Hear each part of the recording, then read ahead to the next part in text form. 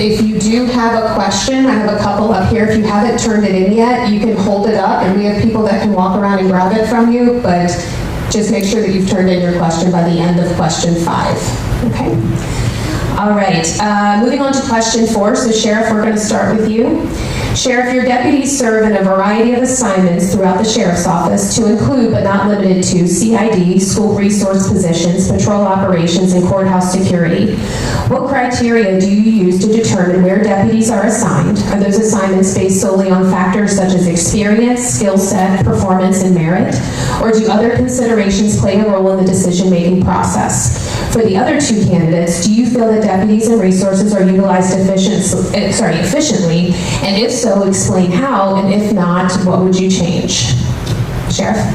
Thank you. The collective bargaining agreement, also known as the CBA, clearly delineates how this process will take place. The post is put out agency-wide regarding an opening or an upcoming position. One applies, then an interview is scheduled.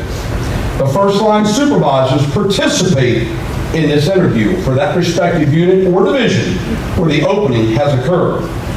Based on the deputy's resume, their interview, their job performance, any special skill set they might have, their personality, a final choice is made by supervisors and our command staff. I'm briefed on the final decision, and I will approve or disapprove of their selection. We would love to place people where they want to be, in every case. But when no one is interested in that position, and no one applies, we still have a business need that must be filled for the Wycomico County Sheriff's Office. So not everybody goes where they want to go. Not everybody is going to get promoted in the agency. When I took over 20 years ago, the men and women within the Wycomico County Sheriff's Office demanded a fair and equitable promotional system, believing that people were being promoted solely based on merit or personal favors. We came up with a brand new promotional system that was brought in by the men and women within our office, and it's something we adhere to. Not everybody's going to get promoted. Some people will do better than others. But we have business needs that must be filled, and not everybody will go where they want to go. But we still have to fill the needs of our public and the community in which we serve, and we have to continue to do that. Thank you. Mr. Hamilton. Like the sheriff said, there we go. Like the sheriff said, the collective bargaining agreement requires the notifications of all internal job postings are posted for 5 days, with a caveat that the sheriff has the sole discretion to decide which employees fill those assignments. That being said, I do not believe that personnel are always being utilized effectively as they could be. I'm aware that several deputies, ranging from 6 months of service to a few years of service, have recently resigned because they felt like they were not being utilized to their full potential. While others who have more time on the job and are not willing to quit remain stuck in positions even after transfer requests are ignored. When people are first forced to work in areas that they are not best suited for, it results in poor work performance, and this is a disservice to our citizens. So we need a better approach, especially during a time when retention is at the forefront of everyone's mind. We must work together to ensure that each member of the team is utilized to their best ability. Each deputy has something unique to offer, and we must engage them. As an active instructor of the police academy over the last 15 years, I make it a point to ask every recruit what they want to accomplish during their career. Just as I knew early on that I wanted to be proactive in traffic, DUI, and drug enforcement, which led to me having a rewarding career in crash reconstruction. My staff will learn the skills and desires of deputies, and we will support them to achieve these goals. No more sending someone to special training to get their mandatory hours just to check a box to maintain certifications when someone else wanted that training. And when we send someone to specialized training at the expense of the taxpayer, we will use them and they will be proficient. All too often, deputies go to specialized training or expensive equipment is purchased, but then afterwards, the training or equipment isn't used. As an example, I had been retired for several months when I received a phone call from a first sergeant who asked me if I would be willing to come back to the sheriff's office to teach crash team deputies how to use a specific piece of equipment that I was proficient with. It was extremely frustrating to learn that expensive a piece of equipment had sat in a box unused and personnel failed to get training to use it, and that is unacceptable. We must do better. We owe it to our deputies that they are placed where they can succeed and want to do a good job. Because when that happens, the agency succeeds and the community benefits. Thank you, Scott. Ms. Foley, same question. Thank you. I agree.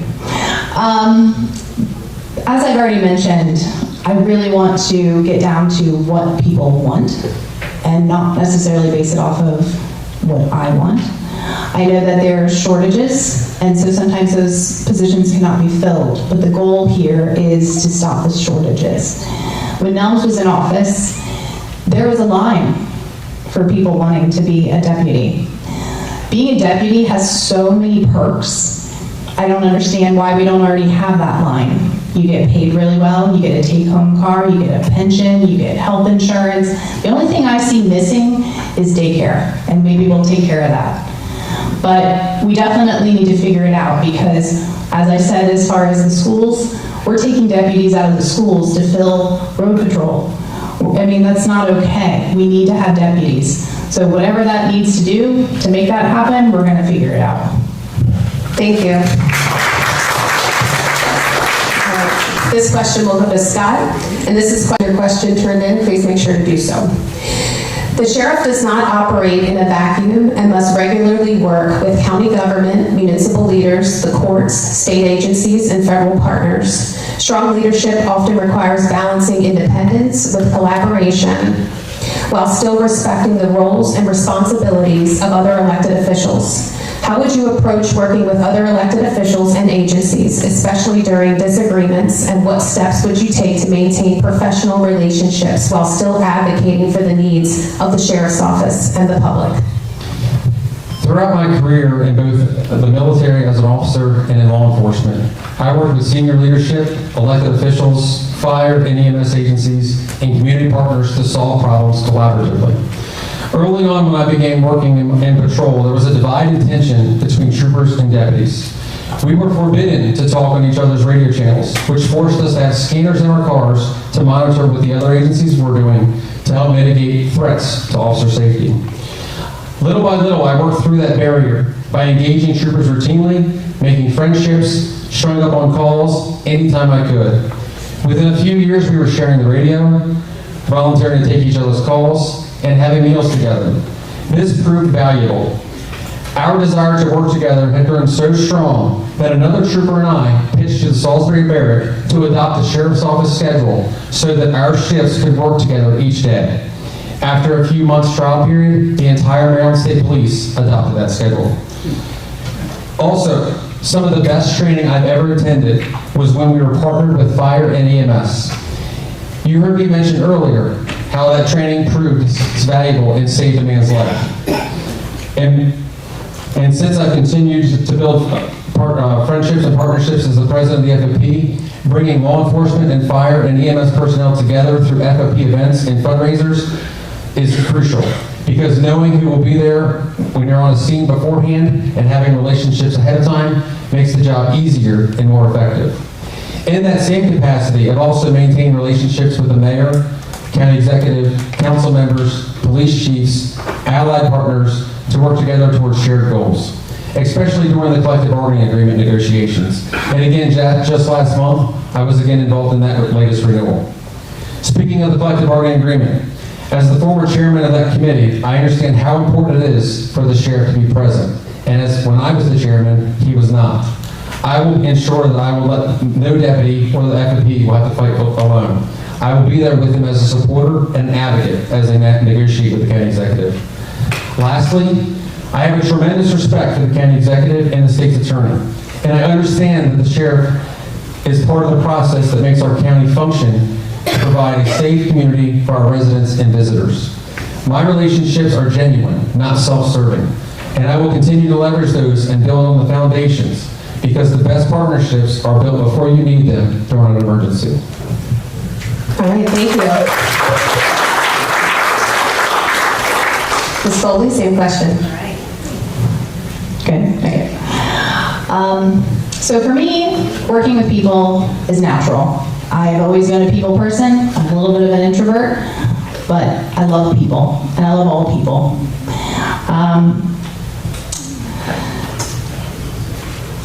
As far as leadership, I think it comes back to Frederick Douglass, where he says that he would be, I would unite, not a word I would normally use, not in any other manner, but uniting is important.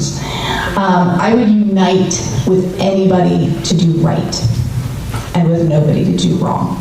I don't care who you are, I don't care where you came from. Again, I don't care if you're a Republican, Democrat, it's all about the people. We all have life experiences, and those are what have made us who we are. So we cannot judge each other based on those, because unless you've walked through their shoes, you can't understand it.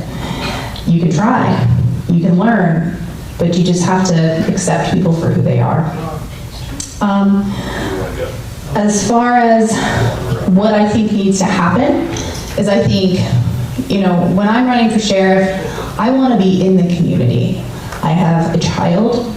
I have no desire, traveling's fun and all, but my goal is to be in our community. My goal is to hear the people, both in an everyday situation, in meetings. I think the sheriff should be at council meetings. I think they should be at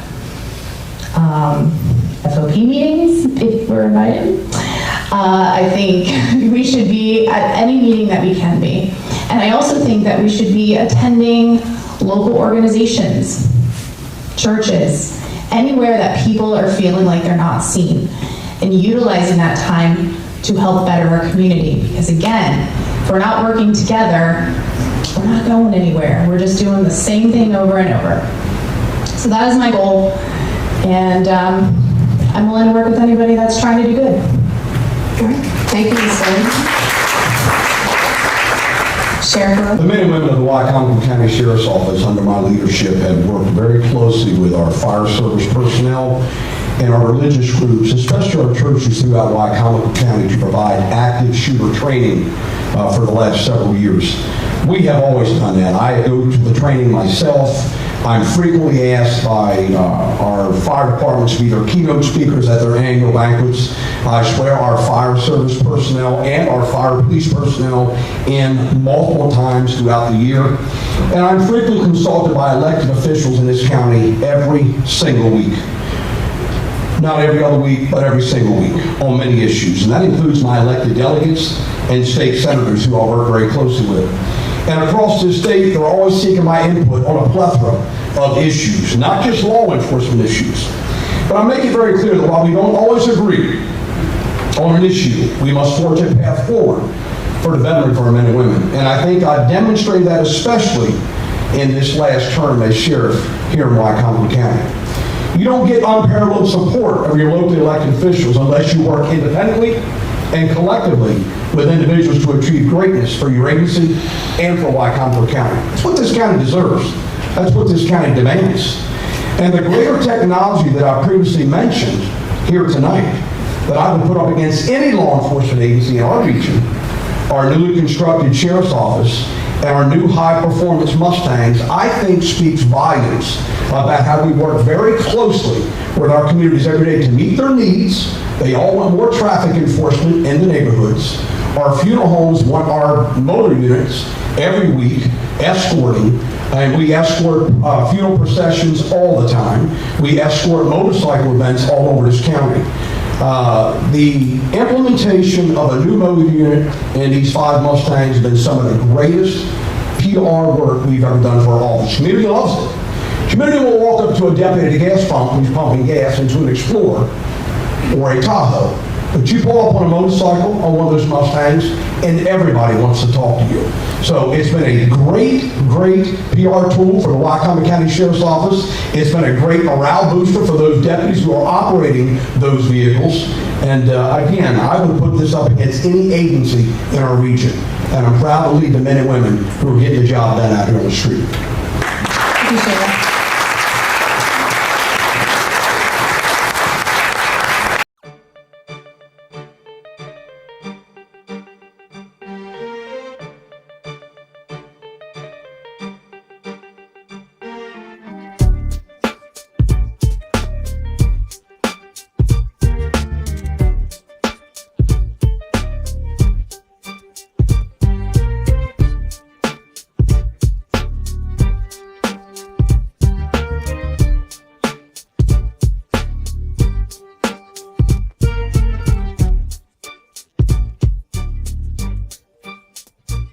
And this will be Ms. Foley's question starting off. Law enforcement agencies across the country are being challenged to modernize policies and procedures to meet today's expectations and realities. What policies, practices, technologies, or procedures within the Sheriff's Office do you believe are outdated or in need of review? And if elected or re-elected, what specific changes would you make to improve effectiveness, accountability, and public trust? So when we hear about the Sheriff's Office, you hear about all the toys that we have, which I think is amazing. It is absolutely fantastic that we have so many tools to help our officers, our deputies do the jobs that they need to do and hopefully be the safest that they can be. The thing that I see, I'm currently doing the Citizens Police Academy at the Salisbury City Police Department. And one of the things that they use is one of their favorite terms, not really, called CALIA. And it is a national standard. The Sheriff's Office does not participate in that. It is something that does cost money. However, there's very clear indications of what you are responsible for, how you should handle situations. It's updated every 6 months. And I think it's something that we should absolutely look into, especially since we work together. Let's see. I think that's it. Yeah. Thank you. Sheriff Lewis, same question.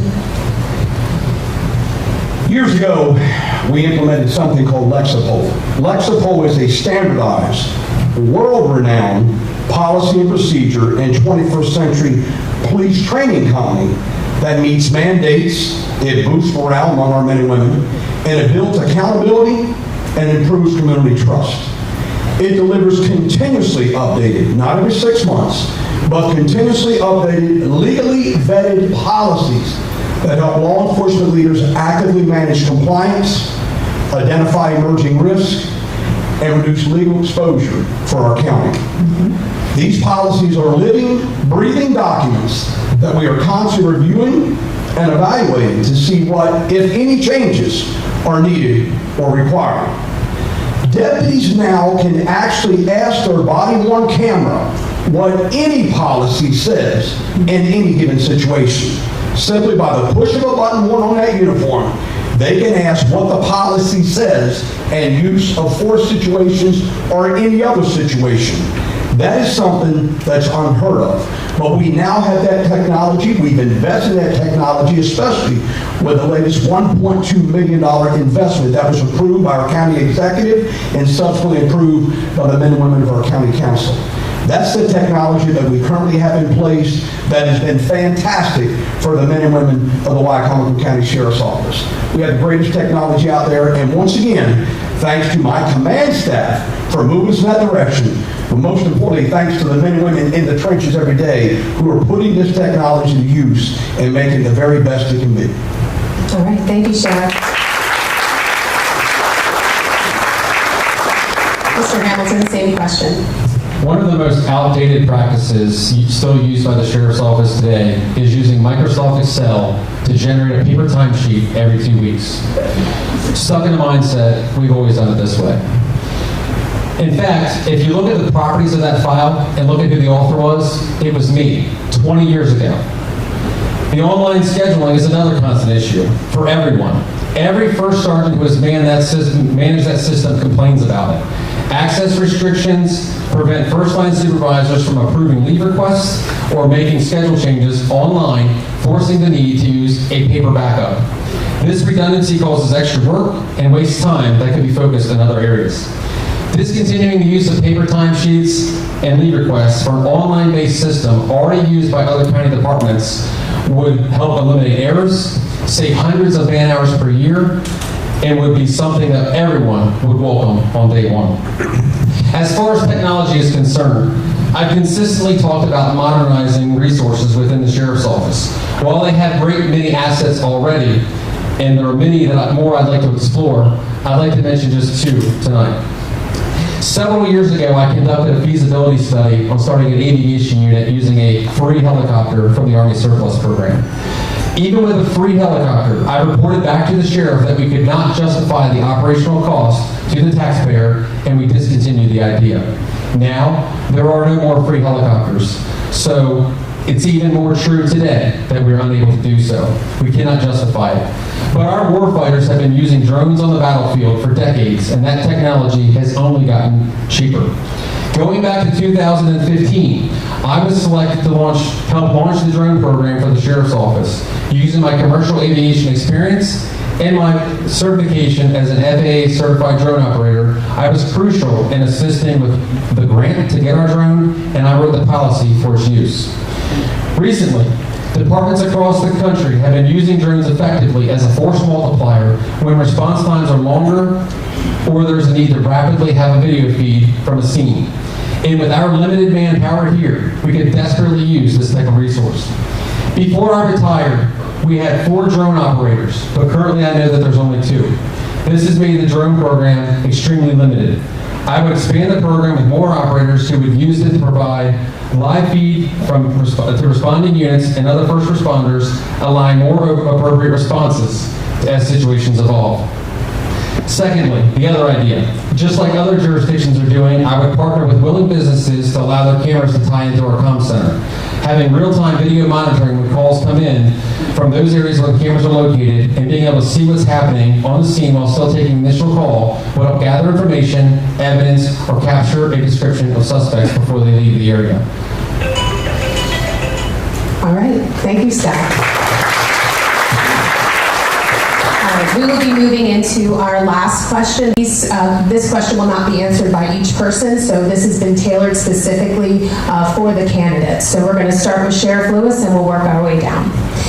Sheriff Lewis, in 2022, you publicly announced your retirement, but later decided to seek another term. And since then, you've commented, "I will not give this office up to just anyone." Some constituents have interpreted that statement as suggesting the office belongs to one individual rather than to the people and to the democratic process itself. Can you explain what you meant by that statement, and how do you respond to critics who believe that those comments undermine the principle that voters and not any single office holder ultimately decide who should lead the sheriff's office? It was the announcement by our daughter that she was pregnant with our first grandchild and would likely be relocating back to Wycomico County that prompted me to change my mind. It was also meeting with different people in the community very concerned about what my departure would mean for crime here in Wycomico County.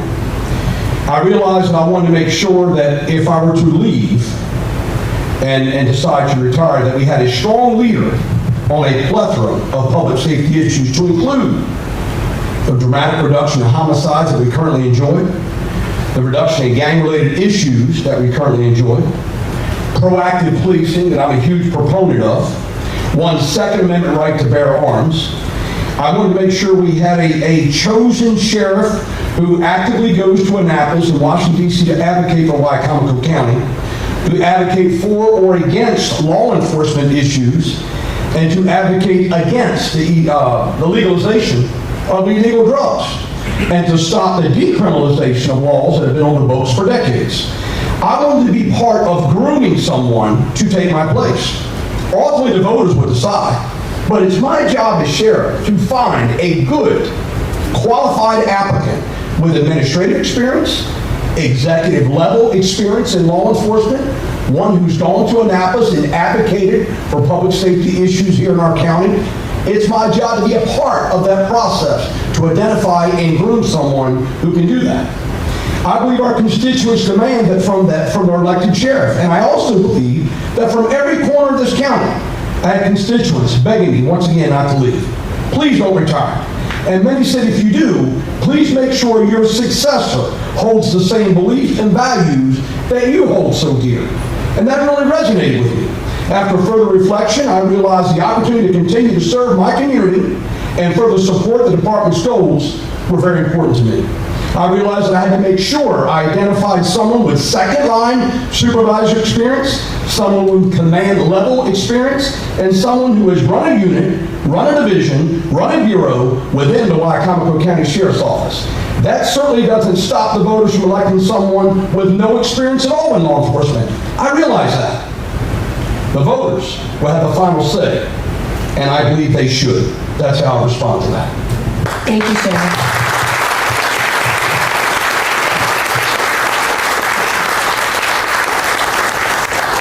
Mr. Hamilton, your campaign slogan has been more service, less politics.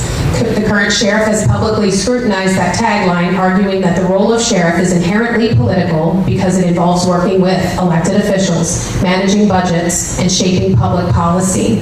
What do you mean by more service, less politics? And how would you balance a service-driven approach to law enforcement with the political realities that come with serving as an elected sheriff?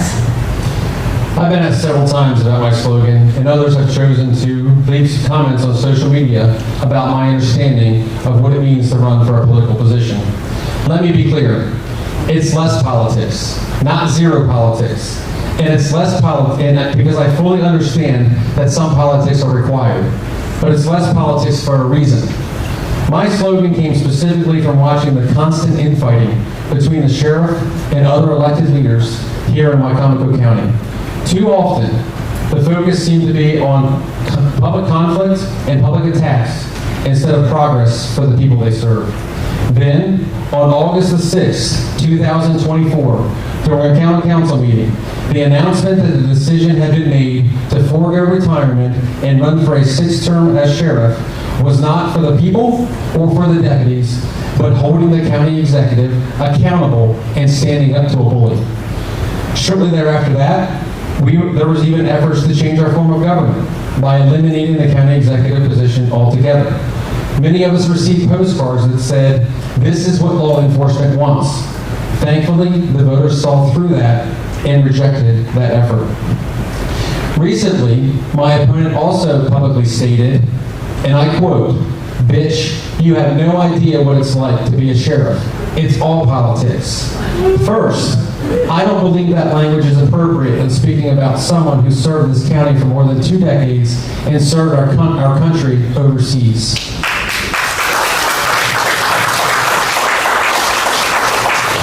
Secondly, I respectfully disagree with the statement itself.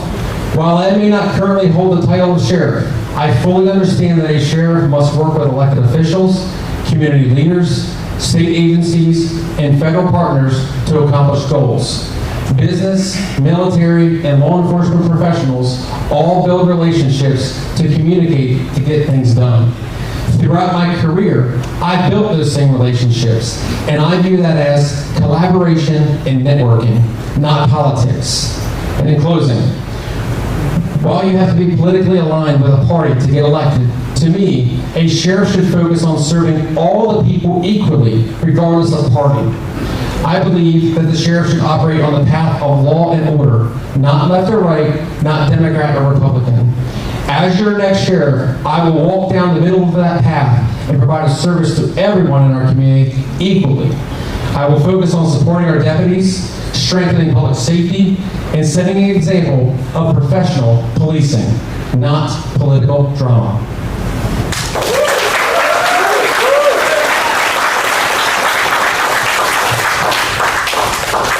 Thank you, Scott.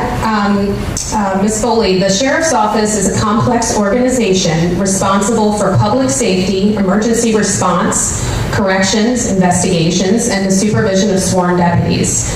Critics of your candidacy have raised concerns about your lack of direct law enforcement experience. How do you plan to lead a law enforcement agency without prior policing experience? How would you build credibility and trust among deputies, command staff, and the citizens of Wacomico County if elected to the office of sheriff?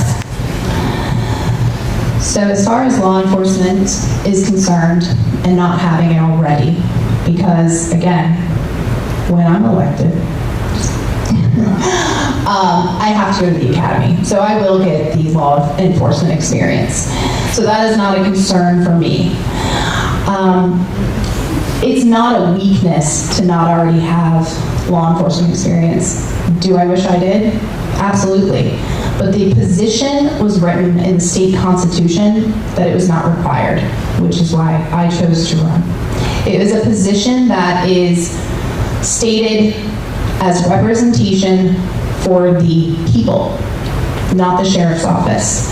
And I think it's important also to remember that the sheriff's job is not all the things that the sheriff's office does. It is to oversee the sheriff's office. There is an entire command staff that keeps you safe. It is not the sheriff that's doing that. It is the people that have the boots on the ground. It's the people doing the paroling. It's the people sitting in the schools. It's the people sitting in the courts. There are so many people that make that sheriff's office work. I am a small part, but I am willing to learn anything I need to be successful in it. Again, I love working with people, so I have no problem. If people are willing to work with me, I'm happy to work with them. I'm educated, I have a degree, I know how to study, and so I'm willing to do the work. Thank you, Ms. Coleman. Haters talk, let the rumors fly. I ain't got time to wonder why. The good Lord knows the man I am, and I'll die standing tall with a mic in my hand. You can kick rocks if you don't like how I talk. I'm gonna keep on talking and walk my walk. Ain't selling my soul for a seat at your table. I'm rough, I'm raw, I'm wild, I'm able. You can hate my fire, but you can't kill my spark. I'm a midnight flame burning through the dark. So kick them rocks if you don't like how I talk. I'm gonna keep on talking and walk my walk. You can kick rocks. You can kick rocks. You can kick rocks. I'm gonna keep on talking and walk my walk. All right, we are going to go ahead and move on to some audience questions tailored for all three of you, and then we have a few that are just for you specifically. So we are going to start with all three. So actually, we'll start with Scott on this one, but all three of you will answer it. Will you support or continue to support partnerships like the CAC if you are chosen as our sheriff? Yes, the CAC is an important operation that is crucial to looking out for the well-being of our children in our community. There's no doubt that the work that they do is extremely serious and needed. Our victim advocates at the CAC are top-notch, and we will continue to support their efforts. All right, thank you. Ms. Foley, same question. Will you support and continue to support partnerships like the CAC if you are chosen as sheriff? I know we're all parents, grandparent, father there. So children, I think, are important to all of us. So absolutely, it's a question that does not even make me pause for a moment. I actually think we are in a bit of trouble because we are actually very short on a lot of our resources that they need. We are short on foster homes. We are short on respite. And so we need to figure out as a community how to help them, because right now they have more than they can chew. So not only will I support it, but we need to figure out how we're going to enhance it. Thank you, Ms. Foley. And Sheriff, will you continue to support partnerships like the CAC if you are chosen as our sheriff? Since I've been sheriff for the last 20 years, the Wacomico County Sheriff's Office has actually been the lead supervisors over at our Child Advocacy Center. When I took over, it was the Salisbury Police Department, the Wacomico County Sheriff's Office, the Maryland State Police, and all of our other State Attorney's Office has been a very critical partner in this, but it is also involving our Adult Protective Services, our Department of Social Services, our Child Protective Services. All of these partners are very important in the CAC. We have supervised that for the last 20 years since I've been sheriff. I have a meeting tomorrow with Chief Dave Monshine and State Attorney Jamie Dykes, who is present here tonight, just to address staffing concerns because our men and women over there right now are overworked. Our children are our most precious asset in this community. Nothing's more important than our children, but they're also very vulnerable. And we have to have good, qualified investigators leading the charge over there. You just can't put anyone over at the CAC. We've had investigators over there we've had to pull out because they didn't have the right personality to pull everyone together to effectively investigate the cases that need to be investigated every single day. So it's very critical that we maintain relationships we currently have over at CAC and do nothing but build on what we have, because we have a good thing over there with great partners. Thank you, Sheriff.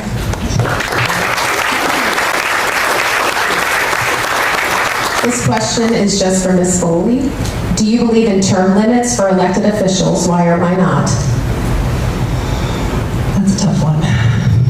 In some ways, when I started this journey, I absolutely did. Because when this position was created, there was term limits. 2 years was the term limit.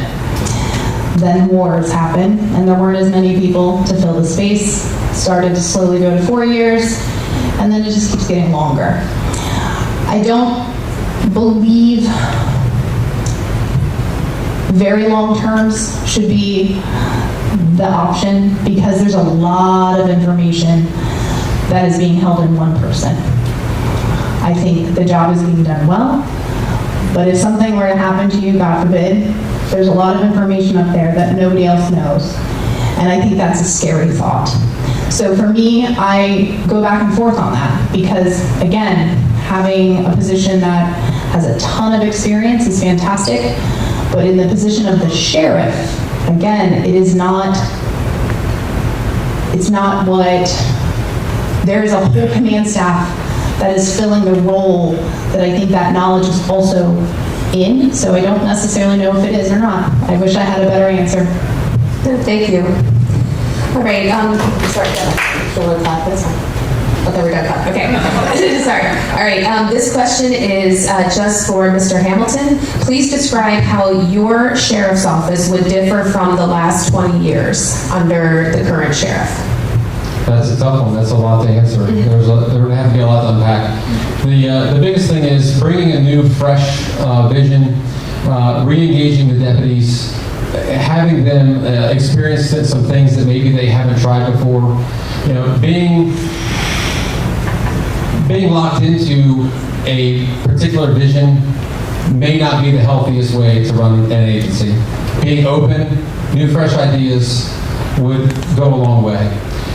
As far as how my agency would differ, there would be a lot of similarities. There's a lot of great things that are happening inside that agency. We would continue to use those. But we would introduce new technologies, new ideas, and employ everyone to be involved in that process. All right. Thank you, Mr. Hamilton. All right. All right. This one is directly for Sheriff Lewis. Many residents do not feel Wacomico County has gotten safer in the last 4 years. The opposite, actually. What ideas or plans do you have to improve safety if you are reelected for 4 more years? I will continue to work with my allied partners here in Wacomico County to maximize our effectiveness in crime fighting. And I can honestly say, statistically, crime has dropped dramatically. Property crime's dropped, but violent crime has dropped dramatically here in Wacomico County. And in fact, most recently, we have had a number of vehicles been broken into, and a number of vehicles that they are attempting to steal. Auto theft was never a huge problem. It is now. Property crimes are a big problem here in Wacomico County. And we have formed a joint community action team with Salisbury City PD. We now have detectives assigned to the Wacomico County Sheriff's Office to address quality of life issues, including these types of crime. They're doing a very effective job at doing so. In fact, they did multiple search warrants together regarding violent shooting that happened last night here in the city of Salisbury. We had our deputies working with Salisbury City PD conducting multiple search warrants here this morning. All right, thank you, Sheriff.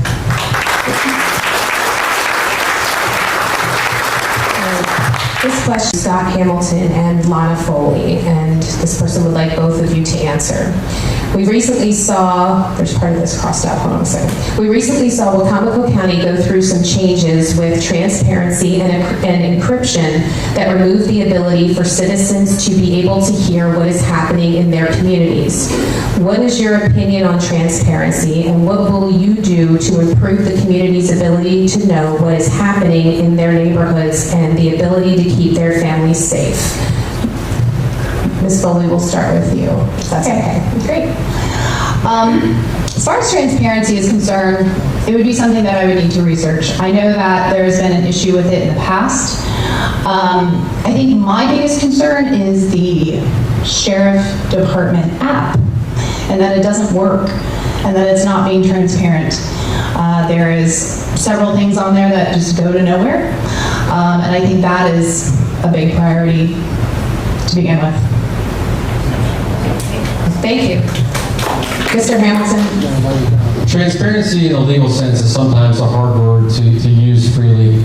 I think being open is important, but sometimes we can't be fully transparent because we have to protect the integrity of the investigation, victims, witnesses, and even suspects. So being fully transparent is a hard word to use. I am extremely open to sharing the information that we can. I like the idea of a podcast. Other agencies are using that. There's a lot of young people that rely on technology and apps, TikTok and other things like that. They want to be informed. Using those types of resources will keep our young people informed and engaged. To bring up the app, also the website. If you look at Sector 1 crimes, there hasn't been a crime in Sector 1 since I believe it's 1924 or 25. It's the safest county or the safest sector in the county. So there's obviously something going on inside the agency where it's not being updated. I would ensure that both of those services are updated every day so that you are informed. Was there a second part to the question as well? Just what is your opinion on transparency, and what would you do to improve the community's ability to know what is happening in their neighborhoods and their ability to keep their families safe? Okay. Thank you. Okay, all right. And this was only directed to Mr. Hamilton and Ms. Foley, but Sheriff, would you like to respond to this question? Absolutely. I can tell you we hired a social media specialist for no other reason than to get our message out there to the community.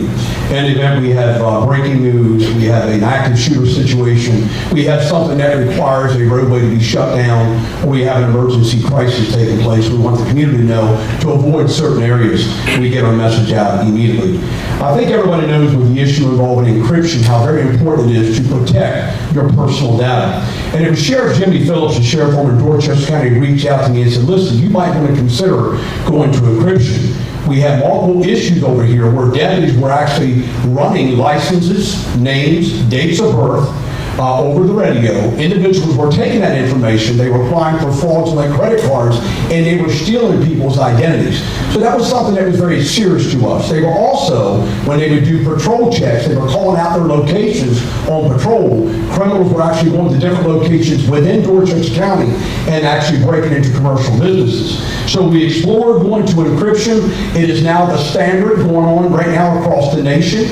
Most of your larger agencies, like Wycomico County, have gone or are going to encryption, and the Maryland State Police here in the Eastern Troop out of the Eastern Barrack have just gone to encryption.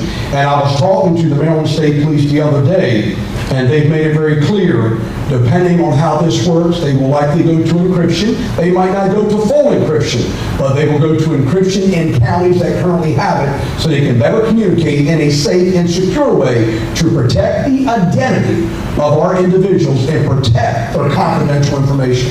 We have a duty and responsibility to do just that. Thank you, Sheriff. Didn't live through the trauma just to stop when you speak. I fight for my freedom.